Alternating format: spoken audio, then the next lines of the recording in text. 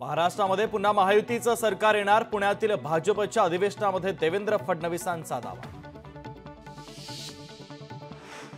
जरांगे पाटलांच्या आंदोलनावर ठाकरे पवार पटोलेंनी भूमिका स्पष्ट करावी। मराठा आरक्षणावरून फडणवीसांचा विरोधकांवर हल्लाबोल। लोकसभेनंतर चंद्रहार पाटील आता विधानसभेच्या रिंगणात उतरणार असल्याची शक्यता। विधानसभेसाठी पक्षाने आदेश दिला तर लढणार चंद्रहार पाटलांचे विधान। स्थानिक स्वराज्य संस्थांच्या निवडणुकीची सुनावणी पुन्हा लांबणीवर। त्यामुळे स्थानिक स्वराज्य संस्थांच्या निवडणुका विधानसभा निवडणुकीनंतरच होणार असल्यावर शिक्कामोर्तब।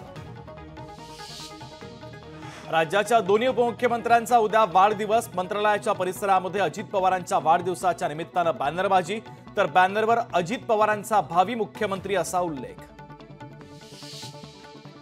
राष्ट्रवादी शिवसेना आमदार अपात्रतेच्या प्रकरणाची 23 जुलैला सुनावणी। सर्वोच्च न्यायालयाचे सरन्यायाधीश धनंजय चंद्रचूड यांच्या खंडपीठासमोर होणार सुनावणी।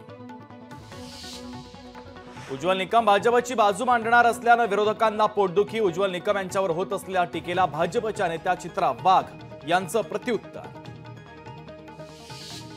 कोल्हापूरमध्ये पंचगंगेची इशारा पातळीकडे वाटचाल। राधानगरी धरण 76% भरलं, तर मुसळधार पावसामुळे 79 बंधारे पाण्याखाली। संसदेचं पावसाळी अधिवेशन उद्यापासून। मंगळवारी केंद्रीय अर्थमंत्री निर्मला सीतारामन मांडणार अर्थसंकल्प, तर 12 ऑगस्ट पर्यंत चालणार संसदेचं अधिवेशन। मोदींनी कधीही संविधानानुसार कारभार केला नाही। अमित शहा फेक नॅरेटिव्हचे मास्टरमाइंड आहेत। काँग्रेस प्रदेश अध्यक्ष नाना पटोले यांचा भाजपवर हल्लाबोल।